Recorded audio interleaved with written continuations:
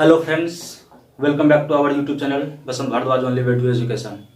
तो दोस्तों, जैसा कि हम लोग रेशियो एंड प्रोपोर्शन का पार्ट 4 तक पढ़ चुके हैं और आज हम पढ़ेंगे रेशियो एंड प्रोपोर्शन का पार्ट 5, जिसमें कुछ महत्वपूर्ण क्वेश्चंस को लेकर के आए हैं। इसे आप लोग ध्यान से देखिएगा और लिंक को आप अपने कलीग्स के साथ, आप अपने दोस्तों के साथ शेयर कर लीजिएगा, वीडियो को लाइक कर दीजिएगा और जब वीडियो समाप्त हो जाएगा यानी जब क्लास ओवर हो जाएगा तो कमेंट करके बताइएगा कि आपको यह क्लास कैसा लगा।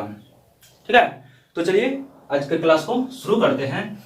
आप लोग सिर्फ ध्यान से इस वीडियो को देखिएगा। तो चलिए देखते हैं क्वेश्चन में क्या कहता है, the age of A and B. क्या कहता है, the age of A and B, यानी दो व्यक्ति है, दोनों का नाम क्या है, एक है हमारा ए और दूसरा है B, are in the ratio 8:3। किस रेशियो में है, तो यह है हमारा 8:3 में इसका एज है। जैसे मान लीजिए अगर कि ए का एज 8 साल है तो बी का एज कितना है, 3 साल है। ठीक है, 6 ईयर हैंस, ठीक, 6 ईयर्स हैंस यानी 6 साल के बाद, यानी कितना है, 6 साल के बाद their age will be in the ratio 9:4, यानी 6 साल के बाद जो इसके एज का रेशियो हो जाता है वह 9:4 हो जाता है। जैसे कि प्रेजेंट कितना था, 8:3 था। ठीक, तो 6 साल के बाद यह हो जाता है 9:4। कहता है कि फाइंड देयर प्रेजेंट एज, तो इसका प्रेजेंट एज कहता है निकालने के लिए। तो प्रेजेंट एज हम लोग कैसे निकालेंगे, तो क्वेश्चन को समझिए। ठीक है, जैसे सॉल्यूशन में देखिए, सॉल्यूशन में क्या है, जैसे हम मान लेते हैं, क्या मान लेते हैं, सपोज दैट द प्रेजेंट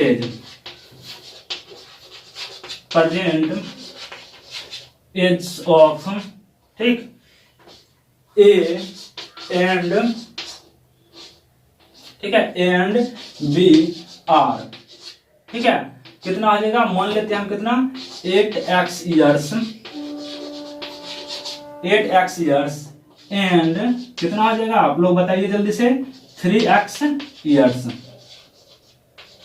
ठीक है, 8x इयर्स और 3x इयर्स जो है इसका एज हो जाएगा आप लोगों का ना। कहीं कोई प्रॉब्लम यहां तक समझने में हमें तो नहीं लगता है कि कहीं प्रॉब्लम आना चाहिए। यानी हम मान लिए कि इसका प्रेजेंट एज जो था वह 8x इयर्स और 3x ईयर था, जो कि यहाँ रेशियो में हमें बता रहा है। इसके बाद देखिए दिन क्या आ जाएगा, अब क्या हो जाएगा हमारा 6 साल के बाद। अभी हम कहां तक किए हैं, यहां तक सॉल्यूशन किए हैं। ठीक, इसके बाद क्या कहता है कि 6 साल के बाद, तो ये जो हमारा प्रेजेंट एज आया, ठीक, इसमें हमें क्या करना है, 6 साल जोड़ना है, 6 इयर्स ऐड करना है। क्या हो जाएगा, 8x + 6 हो जाएगा ना, रेशियो 3x + 6 हो जाएगा ना, ये भी इक्वल टू क्या हो जाएगा, आप लोगों को पता है, जल्दी से कमेंट करके बता दीजिए क्या हो जाएगा, 9:4 हो जाएगा। यानी इसका जो 8:3 था, 6 साल के बाद यही कितना हो जाता है, 9:4 हो जाता है। तो ये और ये दोनों हमारा क्या होगा, इक्वल होगा, बराबर होगा। इसके बाद आसान है, सॉल्यूशन कर लीजिए। क्या करिएगा, इसको 8x + 6 बाय 3x + 6 कर लीजिएगा ना, इक्वल टू क्या हो जाएगा, जल्दी कमेंट करके बताइए, 9/4 हो जाएगा। इसको इससे मल्टीप्लाई कर लेंगे और इसको इससे मल्टीप्लाई कर लेंगे, करके देख लीजिए इक्वल टू हमारा कितना आ रहा है, 8 4 जा 32x + 6 4 जा 24 इक्वल टू 9 3 जा 27x + 9 6 जा 54। ठीक है, 9 6 जा 54। अब इसको कर लीजिए 32x माइनस, इधर प्लस में है तो इधर आएगा तो माइनस में आ जाएगा, 27x इक्वल टू 54 माइनस 24, इधर प्लस में है तो साइड जाएगा तो क्या होगा, माइनस में हो जाएगा। अब क्या आ जाएगा, यहाँ 5x, दोनों को सब्ट्रैक्ट करते हैं, 32 में 27 करते हैं, 5 आता है, इक्वल टू हमारा क्या आ जाएगा, इधर 30, यानी 4 में 4 गया 0, 5 में 2 गया 3, यानी 30 हो गया। तो x इक्वल टू हमारा क्या आ जाएगा, 30/5, दोनों को काट लीजिए, 6, यानी हमारा x इक्वल टू कितना निकलेगा, 6 निकलेगा। ठीक, x इक्वल टू 6। अब क्या किए, यहाँ सपोज हम किए थे, माने थे कि ए का एज जो है वो 8x है प्रेजेंट एज और बी का 3x ईयर्स है। तो present age of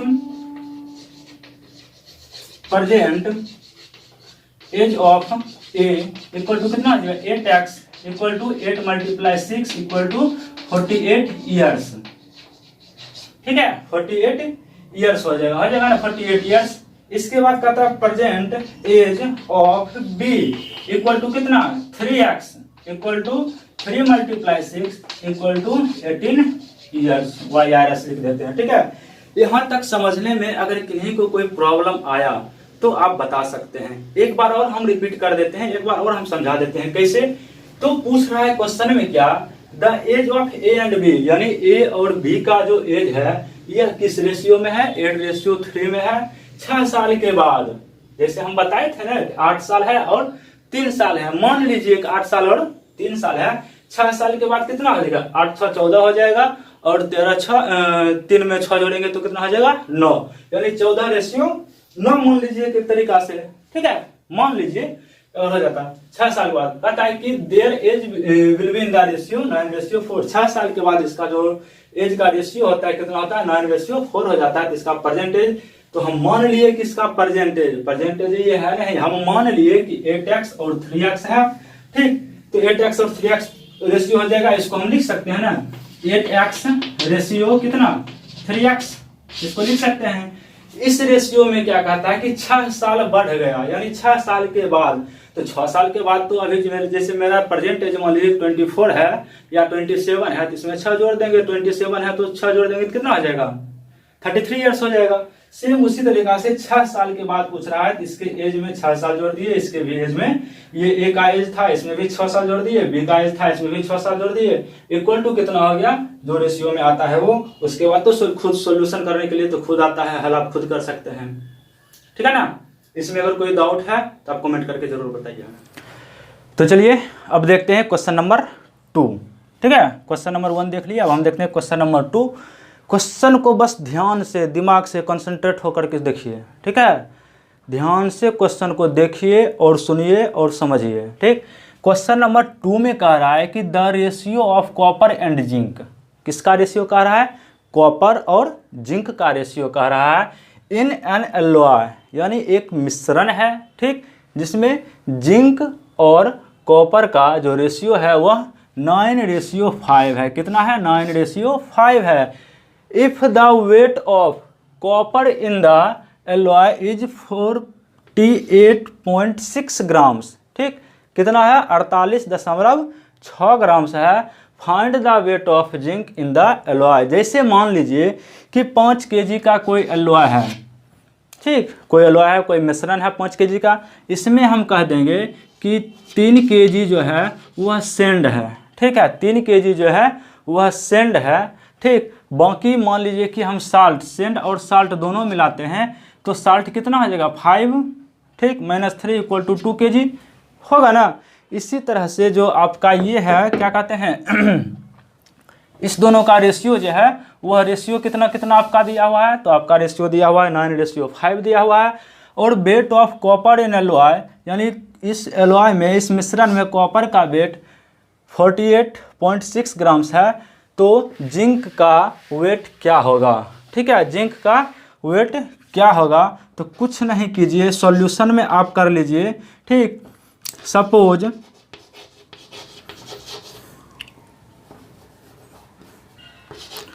suppose that the wait of zinc in an alloy, ठीक है, इन एन एलॉय, ठीक, इज कितना, x, मान लेते हैं कि x ग्राम्स है। ठीक, अब एक चीज़ और ध्यान दीजिएगा, ये जो रेशियो दिया हुआ रहता है, जो पहला है वही पहला का रेशियो है, जो सेकेंड में है वो सेकेंड है। यानी कॉपर कितना है, 9 है, तो जिंक कितना है, 5 है। अब आप ध्यान दीजिएगा, देन अब हम क्या लिख सकते हैं, देन लिख क्या सकते हैं, तो कॉपर पहले है, कॉपर रेशियो जिंक करेंगे तो कॉपर का दिया हुआ है क्या, 48.6।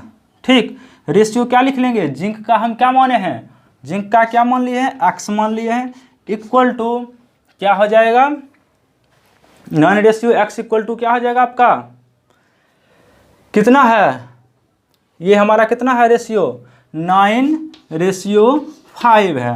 ठीक है, कितना हमारा रेशियो, 9:5 है। यानी ये दोनों रेशियो एलॉय का दिया हुआ है, कॉपर का वेट दिया हुआ है और जिंक का वेट हम क्या कर लिए, x मान लिए।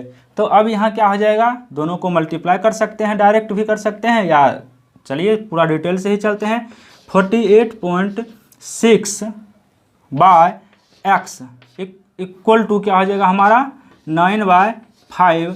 अब दोनों को क्या करिए, मल्टीप्लाई कर लीजिए। ठीक है, 9x इसको कर लीजिए मल्टीप्लाई, तो मल्टीप्लाई नहीं करके हम डायरेक्ट लिख लेते हैं 48.6 multiply 5 equal to 9 multiply x। अब x को उधर ही रहने देते हैं, इसको इस साइड ले आते हैं, तो 48.6 मल्टीप्लाई 5 बाई 9 इक्वल टू कितना हो जाएगा हमारा, x हो गया। अब देखिए यहाँ से डेसिमल हटाएंगे तो 1 0 होगा ना।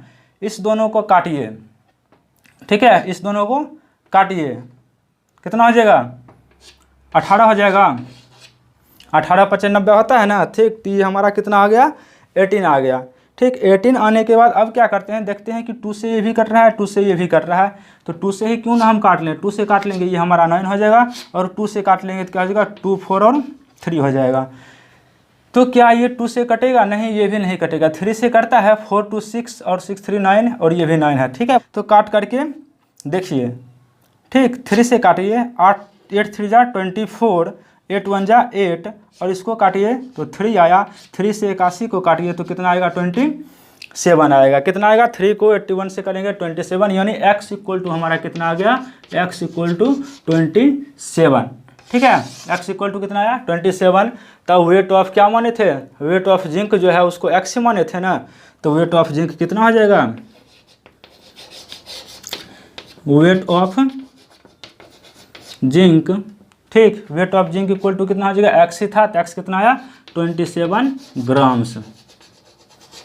ठीक है, कितना आया हमारा, 27 ग्राम्स आ गया। इस क्वेश्चन को समझने में किन्हीं को कोई प्रॉब्लम है तो जल्दी से बताइए। ठीक है, एक बार और ध्यान से सुन लीजिए क्या कहता है। एक कोई मिश्रण है, किसका किसका, कॉपर और जिंक का, कितना है, 9:5 है। अगर कॉपर का वेट 48.6 ग्राम दिया हुआ है, तो कहता है जिंक का वेट बताने के लिए, तो कॉपर का हो गया, जिंक का x मान लिए, और रेशियो कितना होता है दोनों को मिला करके, 9:5 में आता है। उसके बाद सॉल्व कर लीजिए, सॉल्व करने तो आप लोगों को आता ही है। ठीक है, तो क्वेश्चन नंबर 2 में हम दावा के साथ कह सकते हैं कि 1 और 2 दोनों में किन्हीं को कोई प्रॉब्लम नहीं हुआ होगा। अगर किन्हीं को कोई प्रॉब्लम हुआ है तो आप कमेंट करके ज़रूर बताएं। तो चलिए देखते हैं हम लोग क्वेश्चन नंबर 3। क्या देखेंगे हम लोग, क्वेश्चन नंबर 3 क्या कहता है। क्वेश्चन नंबर 3 ध्यान से सुनिएगा, ध्यान से समझिएगा, कोई दिक्कत नहीं होगा। कहता है the ratio of boys and girls, किसका किसका रेशियो दिया हुआ है, बॉयज एंड गर्ल्स का दिया हुआ है इन ए स्कूल, यानी एक कोई स्कूल है जिसमें बॉयज और गर्ल्स का रेशियो दिया हुआ है कितना, 8:3। मान लीजिए कि अगर 8 लड़का है तो 3 लड़की है, ठीक है ना। If the total number of girls, कहता है कि अगर total number of girls be 375, ठीक, अगर टोटल नंबर ऑफ गर्ल्स जो है, लड़की का संख्या दिया हुआ है कितना, 375, यानी स्कूल में अगर 375 लड़की है, find the number of boys in the school, तो स्कूल में कुल कितने लड़के हैं, समझ रहे हैं ना।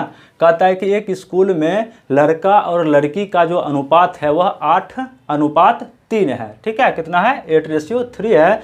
अगर स्कूल में 375 लड़की है, ठीक है, 375 लड़कियां हैं, तो लड़कों की संख्या क्या होगा, लड़का का संख्या निकालिए। मान लीजिए क्या सॉल्यूशन क्या हो जाएगा, इसका सॉल्यूशन हो जाएगा, मान लीजिए सपोज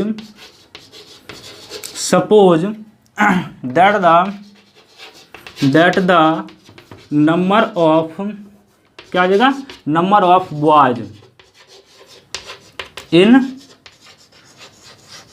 इन स्कूल भी कितना bx।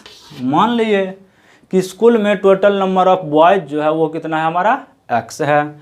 अब क्या करेंगे, अब सॉल्यूशन करिए, क्या चीज़ हो जाएगा, आपका कितना दिया हुआ था गर्ल बॉयज़ का, तो बॉयज़ का आपका हो गया x, बॉयज़ आपका कितना हो गया x, रेशियो गर्ल्स का कितना दिया हुआ है देख लीजिए 375, लिख लीजिए 375। यह रेशियो किसके बराबर है, तो 8:3 के बराबर है। इसको आप लोग सॉल्व कर लीजिए, क्या हो जाएगा x/375 इक्वल टू 8/3। इसको करिएगा तो क्या हो जाएगा 3x इक्वल टू 375 मल्टीप्लाई 8 हो जाएगा ना, इस साइड आ जाएगा मल्टीप्लाई 8 हो जाएगा। ठीक, अब क्या आ जाएगा x इक्वल टू 375 मल्टीप्लाई 8/3। तो देखिए 3 से कटने वाला कोई है तो 3 का डिविजिबिलिटी क्या होता है, sum of number is divisible by 3। तो सम ऑफ नंबर देखिए 7 3 10, 10 और 5 15, ये 3 से कट जाएगा तो इसको काट दीजिए। 3 1 जा 3, 3 2 जा 6 और 3 5 जा 15 हो जाएगा। 3 1 जा 3, 3 2 जा 6, 1 बचा 5, 3 5 जा 15, यानी 125 multiply 8, 125 multiply 8 equal to direct आप कर सकते हैं कितना 1000, कितना हो जाएगा 1000। ये हमारा क्या हो गया बॉयज़ का संख्या निकल गया। बॉयज़ हम क्या माने थे x ही माने थे ना, तो x का तो हमारा निकल गया 1000। तो लिख सकते हैं आप नीचे में, hence the number of boys in school is कितना, स्कूल में कितना है इज 1000 हो गया। यही हमारा 1000 जो है हमारा आंसर हो गया। तो इस क्वेश्चन में किन्हीं को कोई प्रॉब्लम, हमें तो नहीं लगता है कि शायद किन्हीं को प्रॉब्लम होगा। ऐसे अगर किन्हीं को प्रॉब्लम है तो बताइए। गर्मी आज थोड़ा ज़्यादा है इसलिए पसीना आ रहा है, ठीक ना। ध्यान से एक बार और समझ लीजिए, क्या कहता है कि एक स्कूल है जिसमें बॉयज़ और गर्ल्स का रेशियो 8:3 दिया हुआ है। ठीक, अगर लड़की 375 है तो लड़का कितना है, तो लड़का का भाई हम क्या मान लिए x मान लीजिए। हमें लड़का का संख्या पता नहीं है तो हम x मान लिए। ठीक, तो लड़का का और लड़की का अनुपात हो गया, यह किसके बराबर है 8:3 के बराबर है। इसके बाद इसे सॉल्व कर लिए तो x का जो वैल्यू निकला वही हमारा क्या हो जाएगा लड़का हो जाएगा। तो लड़का हमारा क्या है 1000। ठीक है, यहाँ तक तो किन्हीं को कोई प्रॉब्लम नहीं होगा। ठीक है, चलते हैं अब नेक्स्ट क्वेश्चन पर।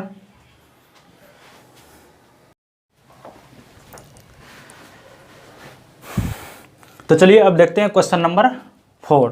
क्वेश्चन नंबर 4 में हमारा क्या है, ध्यान से गौर कीजिएगा क्वेश्चन पर।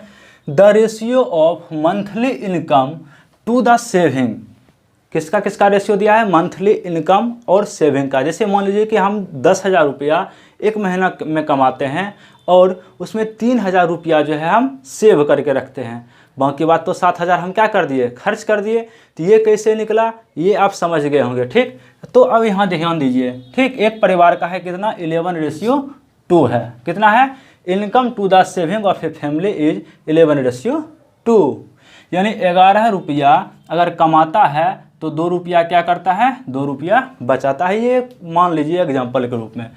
If the saving is Rs 2500, अगर वह 2500 रुपया सेव करके रखता है, 2500 रुपया बचा करके रखता है, find the income and expenditure of a family. ठीक है, तो उस फैमिली का इनकम कितना है और उसका खर्च कितना है वह बताने के लिए आपको कह रहा है। तो सॉल्यूशन में क्या आप लिख लीजिएगा, क्या लिख लीजिएगा सॉल्यूशन में, सॉल्यूशन में आप लिख लीजिए direct, suppose that the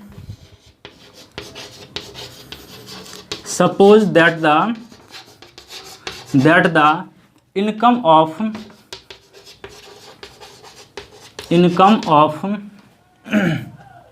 a family, income of a family is कितना x मान लेते हैं। हमें पता नहीं है तो हम क्या करेंगे, हमें तो x मानना होगा, हम x मान लेते हैं। अब देखिए रेशियो किसका किसका कर रहा है, इस रेशियो को पहले देख लीजिए, क्वेश्चन तुरंत सॉल्व हो जाएगा। यानी पहले क्या है इनकम है और बाद में क्या है सेविंग है। तो इनकम का रेशियो कितना 11, सेविंग का रेशियो कितना 2। तो अब क्या करेंगे, देन क्या कर लेंगे हम, एक्स, ये इनकम होगा, इनकम रेशियो। सेविंग हम क्यों लिखेंगे, सेविंग हमारा दिया हुआ है तो हम सेविंग का लिख लेते हैं, कितना 2500 इक्वल टू कितना है हमारा 11:2 है। ठीक, हो तो गया क्वेश्चन सॉल्व। कर लीजिए इसको, क्या चीज़, x/2500 इक्वल टू 11/2।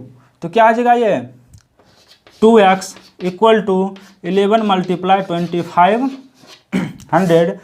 ठीक है, इतना हो गया हमारा। अब x इक्वल टू क्या हो जाएगा 2500 बाय कितना 2, हो गया ना। अब देखिए, अब इस दोनों को काट लीजिए, 2 से काटिए, 2 1 जा 2, 2 2 जा 4, 2 5 जा 10 और क्या आ जाएगा 0, यानी 1250। कितना आया हमारा 1250 आया। अब इस दोनों को क्या करेंगे हम, गुना कर लेंगे। ठीक, 1250 गुना 11, क्या कर लेंगे 1250 को हम 11 से गुना कर लेंगे, क्या आ जाएगा 1250 और 1250 क्या आ जाएगा 05731, यानी 13,750। तो x इक्वल टू कितना आया 13,750 रुपया। ठीक है, कितना आया 13,750 रुपया हमारा आया। किसका वैल्यू, x का वैल्यू आ गया। x हम किसे माने थे, x हम किसे माने थे, तो x हम इनकम को माने थे। तो इनकम हमारा कितना आ गया, इनकम हमारा आ गया 13,750 रुपया। अब देख सकते हैं 13,750 रुपया इनकम आ गया आपका, और आप खर्च कर रहे हैं 2500 रुपया। तो आप बचा कितना रहे हैं, आप बचा कितना रहे हैं निकाल लीजिए। तो saving equal to expenditure equal to क्या हो जाएगा, एक्सपेंडिचर इक्वल टू हो जाएगा इनकम माइनस सेविंग। इनकम आपका कितना है 13,750 है, और सेविंग को क्या करेंगे 2500, इसमें सब्ट्रैक्ट कर लीजिए।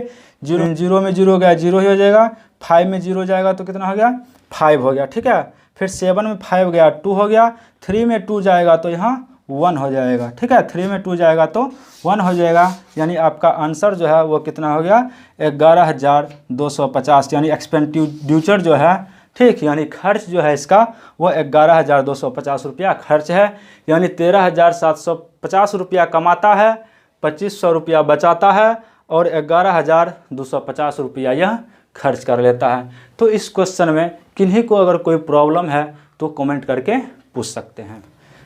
तो दोस्तों चलिए, हम लोग क्वेश्चन नंबर 4 तक देख लिए हैं। अब क्वेश्चन नंबर 5 को देखते हैं, जो कि आपके बोर्ड पर लिखा हुआ है। क्वेश्चन नंबर 5 को आप ध्यान से सुनिए, क्योंकि इस क्वेश्चन में बहुत ज़्यादा कन्फ्यूजन रहता है स्टूडेंट्स को। ठीक है, बहुत सारे स्टूडेंट्स को इसमें बहुत ज़्यादा कन्फ्यूजन रहता है। इसलिए इस क्वेश्चन को अगर आप ध्यान से सुनते हैं, ध्यान से देखते हैं और ध्यान से इसका सॉल्यूशन अगर देखते हैं, तो फिर यह क्वेश्चन आपके लिए कुछ नहीं है। ठीक है, यह क्वेश्चन आपके लिए कुछ भी नहीं है। तो देखिए क्या कहता है, ए बैग कंटेंट, ठीक, RS 750, यानी एक बैग में कितना रुपया है 750 रुपया है, in the form of rupees, यानी रुपया के रूप में है, 50 पैसा 50 पैसा के रूप में है, एंड 25 पैसा कॉइन्स, यानी इस बैग में 750 रुपया है, जिसमें टोटल कॉइन्स है, एक कॉइन है 1 रुपया का, दूसरा है 50 पैसा का, और तीसरा है 25 पैसा का। किस रेशियो में है, इन the ratio 5:8:4। Find the number of coin of इस टाइप। तो पूछता है कि अगर 750 रुपया है तो उस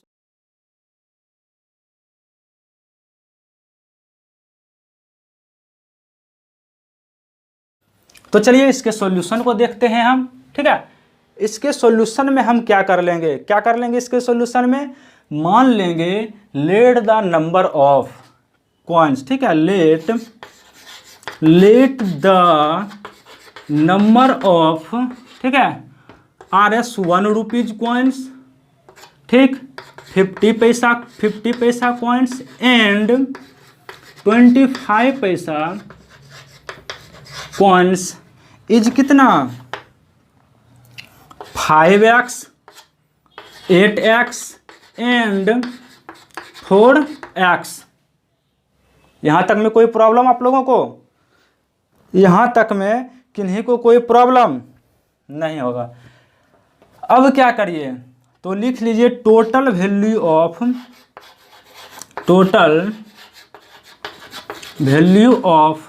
दीज कॉइन्स,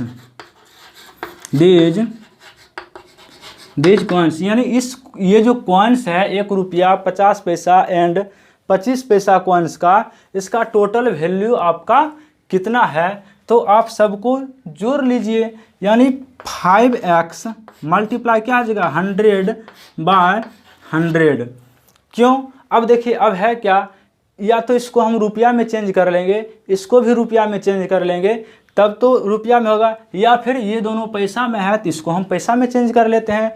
तो 100/100, 100 पैसा बटे 100 पैसा, 1 रुपया पुर गया ना, प्लस क्या आ जाएगा, प्लस हो जाएगा हमारा 8x मल्टीप्लाई 50/100।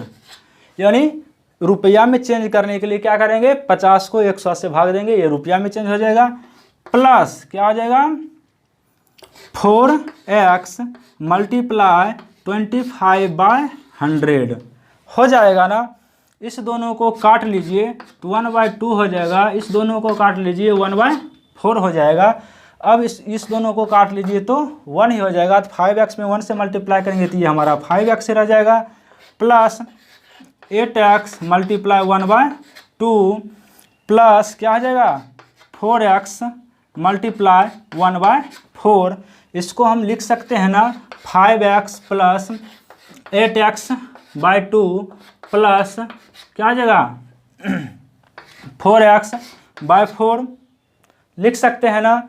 तो चलिए ठीक है, लिख लिए इसको। अब इसको हम क्या लिखेंगे, ध्यान दीजिएगा, ठीक है। यहाँ आपका 4 है, अब इसको क्या करेंगे, कुछ नहीं है तो नीचे 1 होगा, कुछ नहीं है तो क्या होगा नीचे 1 होगा। अब हम इसका एलसीएम ले लेते हैं, क्या करते हैं इसका हम एलसीएम ले लेते हैं। तो इसका एलसीएम आपका कितना हो जाएगा, आपका इसका एलसीएम हो जाएगा 4। क्या हो जाएगा एलसीएम 4। अब इसको इससे डिवाइड करेंगे तो क्या आएगा आपका, दोनों को डिवाइड कर लेंगे तो 4 में 1 से अगर भाग देते हैं तो 4 ही आएगा, 4 को 5 से मल्टीप्लाई कर लेते हैं तो 20x हमारा आ जाता है, प्लस इसको अगर 2 से करते हैं तो कितना आया हमारा, कितना आया 2 आएगा ना। 2 से अगर 4 में डिवाइड करते हैं तो 2 आता है, और 8 में 2 से मल्टीप्लाई करते हैं तो 16x आ गया। फिर हमारा क्या है प्लस, इस दोनों को जब करते हैं तो 1 आएगा, और 4x में 1 से मल्टीप्लाई करेंगे तो क्या आ जाएगा 4x ही आ जाएगा। इक्वल टू हमारा क्या आ गया 20, 16, 36, 4, 40, यानी 40x बटे कितना आया हमारा 4। ये दोनों कट गया, कितना आया 10, तो x ये कितना, इसका वैल्यू इक्वल टू 10x। इसका वैल्यू हमारा कितना आया 10x वैल्यू आया है, ठीक है। इस पर आप लोग ध्यान दीजिएगा, ठीक है। इसका वैल्यू हमारा कितना आ गया है 10x आ गया, ठीक। किसका वैल्यू आया, total value of these coins, यानी इस कॉइन का टोटल वैल्यू हमारा कितना आया 10x आया। अब इसको हम थोड़ा ऊपर से मिटा देते हैं, ठीक, क्योंकि ये थोड़ा सा आगे तक सॉल्यूशन जाएगा। तो इसको हम थोड़ा सा यहाँ तक ठीक यहाँ तक हम मिटा लेते हैं, ठीक है। यहाँ तक जैसे हम मिटा लिए, अब देखिए क्या कहता है क्या आ जाएगा, how even the total value is, ठीक। टोटल वैल्यू आज रुपीज़ कितना था 750 था, तो हम लिख सकते हैं यहाँ 10x इक्वल टू 750। टोटल रुपया हमारा कितना था, यानी इस सब रुपया को अगर जोड़ते हैं तो 750 है, तो इस सब रुपया को जोड़े तो कितना आया हमारा 10x आया। तो अब क्या हो जाएगा 10x इक्वल टू 750, तो x इक्वल टू क्या हो जाएगा 750 बटे 10, 1010 खत्म equal to 75। x equal to हमारा क्या आया 75 आया। अब नंबर ऑफ कॉइन्स आप लोगों को पता है, अब नंबर ऑफ कॉइन्स निकाल लीजिए। तो 1 रुपीज़ कॉइन्स क्या हो जाएगा, नंबर ऑफ 1 रुपीज़ कॉइन्स आपका कितना आ जाएगा, ध्यान दीजिएगा थोड़ा बोर्ड पर आप। नंबर ऑफ 1 रुपीज़ कॉइन्स आपका कितना आ जाएगा, ठीक है। RS1 का जो कॉइन्स आ जाएगा वो RS1 आप कितना माने थे 5x माने थे, कितना माने थे 5x माने थे।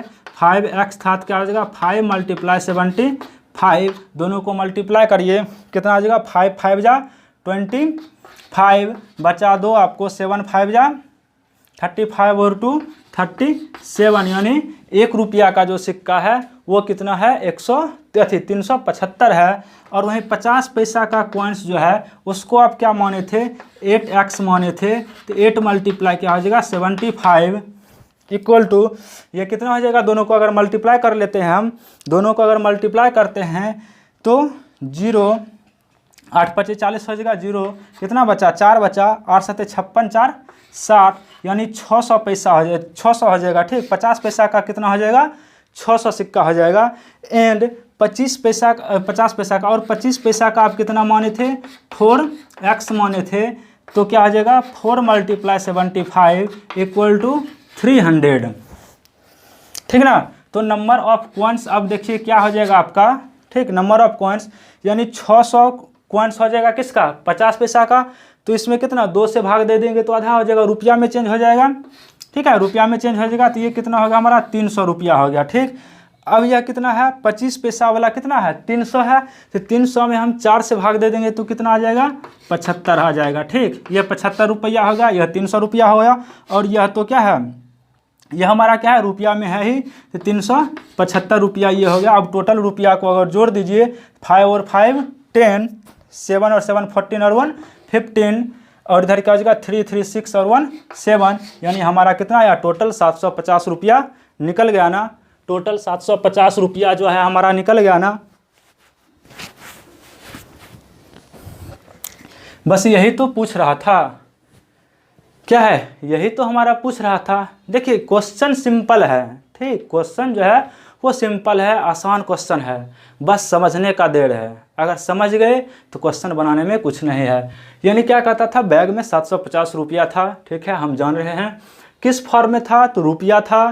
देखिए अब क्या है यहाँ हम क्या लिख दिए थे रुपये लिख दिए थे, ठीक, लेकिन बुक में हो सकता है आपको RS1 लिखा हुआ मिले, ठीक है ना, बुक में RS1 लिखा हुआ मिले या 1 रुपीज़ लिखा हुआ मिले, लेकिन हम यहाँ रुपये लिख दिए थे क्योंकि थोड़ा कन्फ्यूजन डाले थे हम इसमें, ठीक है। 50 पैसा और 25 पैसा था, तो पूछ रहा था कि बैग में हर एक प्रकार का कितना कॉइन है, तो टोटल हम सब कॉइन को क्या मान लिए 1 रुपया वाला को 5x, 50 पैसा वाला हमारा 8x था और 25 पैसा वाला 4x था, उसको गुना कर दिए सबको रुपया से रुपया से कर दिए, तो ये रुपया में था तो 100/100 कर लिए, ये पैसा में था 50/100 कर लिए, और ये भी पैसा में था तो 25/100 कर लिए, और उसका हम सॉल्यूशन निकाले थे तो कितना आया था टोटल वैल्यू जब हम निकाले थे इसका तो 10x आया था। अब ये जो है 10x जो है वो किसके बराबर था 750 के बराबर था, दोनों को काट लिए थे तो कितना आ गया था हमारा 75 आ गया था। अब 1 रुपया वाला सिक्का कितना था 5x माने थे ना, तो 5 × 75 तो 375, ये 375 रुपया आ गया। 50 पैसा वाला कितना था 8x था, 8 मल्टीप्लाई इतना तो 600 आ गया, कितना 600 आया 50 पैसा का सिक्का। 50 पैसा अगर 600 50 पैसा का सिक्का आपके पास है तो कितना रुपया है, तो आधा रुपया है, तो 600 का आधा कितना होगा 300 रुपया। अब 25 पैसा का था 4x, 4 मल्टीप्लाई 75 300, यानी 25 पैसा का जो सिक्का था वह 300 सिक्का था। कितना सिक्का था 300 सिक्का था। अब ये 325 पैसा का सिक्का आपको दे देंगे तो आपको टोटल हम कितना रुपया दिए, तो 1 रुपया में 4 25 पैसा का सिक्का होता है, तो 300 में 4 से भाग दे दिए तो कितना होगा 75, सबको जोड़ लिए हमारा 750 रुपया आ गया। यानी 1 रुपया का सिक्का 375, 50 पैसा का सिक्का 600 और 25 पैसा का सिक्का 300। तो आप लोग कमेंट करके ज़रूर बताइए कि आपको आज का क्लास कैसा लगा, और अपने दोस्तों के साथ लिंक को शेयर कीजिए, हमें भी प्रोत्साहन मिलता है। अगर वीडियो में ज़्यादा व्यू आता है, वीडियो में वॉच टाइम आता है, तो हमें भी थोड़ा प्रोत्साहन मिलता है कि आप लोगों का क्लास हम टाइम से रेगुलरली लेते रहे, नहीं तो फिर कुछ थोड़ा बहुत दिक्कत आते रहता है, ठीक ना। तो चलिए मिलते हैं फिर नेक्स्ट क्लास में, तब तक के लिए जय Hind, have a nice day, thank you.